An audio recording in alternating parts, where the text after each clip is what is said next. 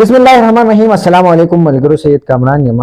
ملګرو زمونږ په کې پی کې د تیرو ډیر ورځې نه د امن د حصول لپاره او امن د غوښتلو لپاره د امن پاسون کېږي او جلوسونه کېږي. خلک راوتې دي په خپله علاقه باندې په خپله خاوره باندې امن غواړي. د چا نه غواړي؟ دا یو مین سوال دی. د ریاست نه غواړي او دا ریاست پښتنو ته په امن ورکولو کې بالکل ناکامه شوی دی. پرون په پیښور کې په پولیس لاین کې د ماکو شو په هغې کې د وسنی کم اطلاعات چې د اوسه پورې کم دي په هغې کې 100 کسان چې دي هغه شهیدان شوي دي او تقریبا د 200 نه سیوا ملګري چې پکې دي هغه شدید زخمیان دي.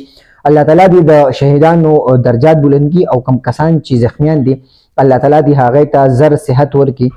ملګرو زه به دا ووایم لومړۍ خبره موږ په دې باندې وکړو چې په پاکستان کې لومړنۍ چې کله هم داسې واقعه وشوي نو دا څه خبرې چې دي دا د حکومت یا د چارواکو د خولې نه ډېرې عامې هر سړی اوري. لومړنۍ خبره دا ده چې د دې بیانیې د دې واقعې یا د دې حادثې موږ مذمت کړو. دویمه خبره دا ده چې تحقیقاتي یو کمیټي جوړه شوه د دې تحقیقات پکې. دریمه خبره دا چې طالبانو له دې ذمهدارۍ چې دی هغه قبول کړي او بالکل د دې یو څو بیانونه پس هغې چې دی هغه خپل ځان بالکل داسې حساب کې چې بس اړو شوي نه دي او په هغې باندې مذمتي بیانونه ورکړي او د هغې نه بس قصه ختم د هغې نه په اخوا موو آن سټارټ کړي. ملګرو که موږ د پرونۍ واقعې د پېښور کې په پولیس لاین کې چې کومه دهشتګرد یا خودکش حمله شوې ده ویلی شي د اوسنۍ تر کم اطلاعات چې دي هغه دا وایي چې د خودکش حمله وه. بیا دا هم ویلی شي چې دا سوالونه چې کله په سوشل میډیا باندې رایج شو د خلکو دا تپوس شروع کړو چې په پولیس لاین کې څنګه دماکه وشوه چا کړې ده. نو بیا د هغې پېښور کوم سی سی پی او چې دی هغه دا فرمایلي دي چې دا عین ممکن ده کېدای شي چې په سرکاري ګاډي کې دا بم یا د خودکش بمبار چې دی دا تللی دی. زموږ دپاره زموږ د سیکیورټي ادارو دپاره زموږ د انټیلیجنس ادارو دپاره دا یو سوالي نشان دی چې تاسو په خپل محفوظ نه یې. پولیس لاین په خپل محفوظ نه دی. غټ غټ افسران په خپل محفوظ نه دي. نو دی به غریب سړي له عام شهري له مال او تاله به څنګه موږ له به تحفظ راکړي. ډېر زموږ د حفاظت ذمهداري دی اخیستې ده. ملګرو که موږ وګورو په تېرو ورځو کې په پاکستان کې د آډیو لیکس او د ویډیو لیکس خبرې سټارټ دي. د ویډیو لیکس او د آډیو لیکس لپاره د ویډیو لپاره چې کومې خفیه کیمرې چې زموږ د صحافیانو زموږ د سیاستدانانو په بیډرومز کې لګېدلې دي هغه کیمرې که هغه د په پبلک پلیسز کې ولګولي نو زما په خیال داسې حادثې به ډېرې کمې شي یا د داسې حادثو انویسټیګیشن به ډېر زیات اسان شي او طریقه کار به موږ ته ډېر زر معلوم شي. ځکه چې د اوسه پورې پولیس افیشل ځای وي چې په پېښور کې چې د هغه سیف سټیز کیمرې نشته.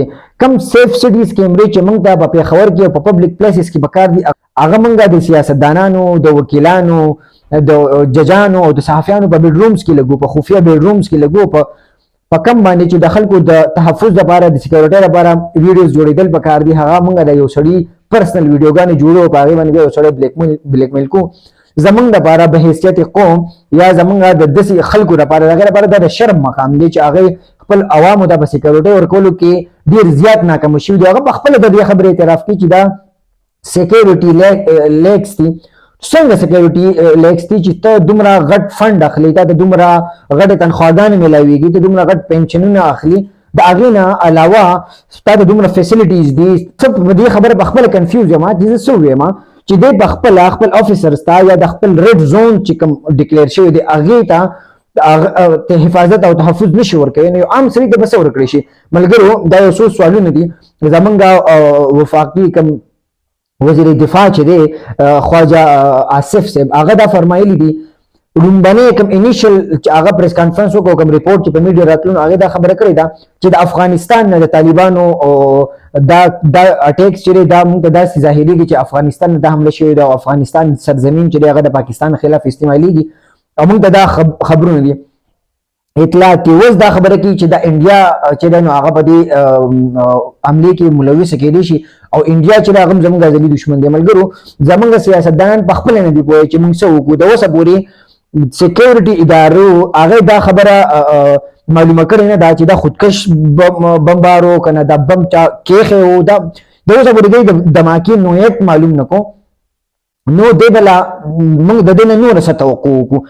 د اوسه پورې که بالفرض دی دا وي چې د افغانستان نه دا دهشتګرد چې دی دا حملې کوي او کاروایانې کوي نو ستاسو زموږ د سیکیورټي ادارو مطابق د افغانستان په بارډر باندې خو خاردار تار لګېدلی بار لګېدلی مکمل سیل شوی دی بند شوی دی نو بیا څنګه د افغانستان نه په پاکستان کې حمله کیږي، د پاکستان خلک چې هغه دلته قتل کیږي، شهیدان کیږي. د دې خبرې د دې سوال جواب پکار دی که بالفرض د افغانستان سره بارډر سیل دی بند دی، نو بیا د افغانستان نه دهشتګرد دې طرف ته څنګه کاروایانې کی، څنګه راځي، څوک یې فیسیلیټیټ کوي، دهشتګردو فیسیلیټیټر څوک دي، او که نه که بالفرض د افغانستان په بارډر باندې خاردار تار نه باړ نه لګېدلی، بند شوی نه، سیل نه، نو بیا دا خبره خلکو ته ولیکېږي چې د افغانستان بارډر چې دی سیل دی. د دې خبرې جواب چې دی قوم له پکار دی، منګه تاسو له پکار دی په حیثیت یو پښتون، په حیثیت د کې پی کې یو بچی، مونږ ټول دا دې سوال تپوس پکار دی چې همیشه اوس که مونږ وګورو که د دې نه مخکې زموږ آرمي چیف و، د دې نه مخکې زموږ پرایم منسټر و، که د هغې نه مخکې و، ملګرو شخصیات بدلیږي، ادارې هغه دي، شخصیات بدلیږي، خو مقتول پښتون قوم اوس هم دی، مقتول هغه قوم دی، اوس هم په هغې باندې ظلم کېږي. د هغې د ظلم د مذمتي بیان نه یا د جی ټي تشکیل کېدو او جوړېدو نه علاوه هېڅوک نشته چې موږ له زموږ د سوالونو جواب راکړي، موږ له امن راکړي، موږ له تحفظ راکړي. دا ریاست چې دی دا بالکل ناکامه شوی دی پښتنو ته په امن ورکولو باندې، پښتنو ته په تحفظ ورکولو باندې. که موږ د دې حملې په ذمه دارانو باندې خبرې وکړو، نو د دې حملې ذمه داران تېر شوی حکومت هم وو، تېر شوی وفاقي حکومت هم وو، تېر شوی صوبایي حکومت هم وو، او موجوده وفاقي حکومت هم دی.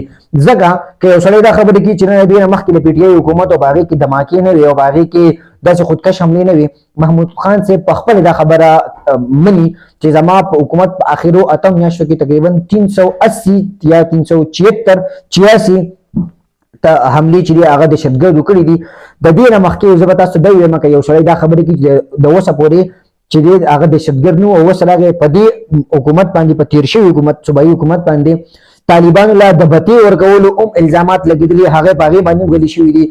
بیا په سوات کې د تېر شوي سی ایم صاحب په الحلقه کې او په علاقه کې د پولیسو یو ډي اس پي چې دی هغه یرغمال شوی او د آرمي افیسر چې دی هغه یرغمال شوی، او بیا د هغې علاقې خلکو په جرګه باندې هغې نه هغې چې دی خلاص کړي او هغې درخ کړي. آیا چې حکومت دومره ناکامه شو چې هغه د طالبانو سره یا د دهشتګردو سره د مقابلې نه د خپل خلک او خپل افیسر چې دي هغه به په جرګه باندې راغواړي، راخلاصي او په منت او بازارۍ باندې ورخلاصي.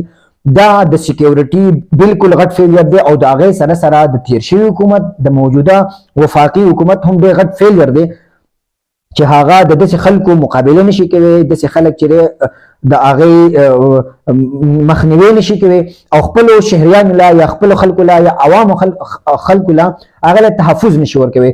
د دې ذمه دار چې زموږ انټیلیجنس ادارې هم دي، چې زموږ انټیلیجنس ادارې په کوم ځای کې چې هغې پولیس لاین ته یې بم وړو او هغه بالکل ناخبرو، زموږ د انټیلیجنس ادارې په کوم ځای کې موجود وي، چرته وي، چرته خاموش وي، دا هغې هم زموږ انټیلیجنس ادارې، زموږ نورې سکیورټي ادارې او خاص طور پر زموږ حکومتونه چې هغه په دې کې مکمل فیل شوي دي چې هغه خلکو له تحفظ ورکړي، بلکې په خپله د طالبانو سره جرګې کې ناسته پاسته ورسره کړي، مذاکرات ورسره کړي، او بیا هم په هغې کې ناکامه شوي دي او خپل خلکو له تحفظ نه ورکړی.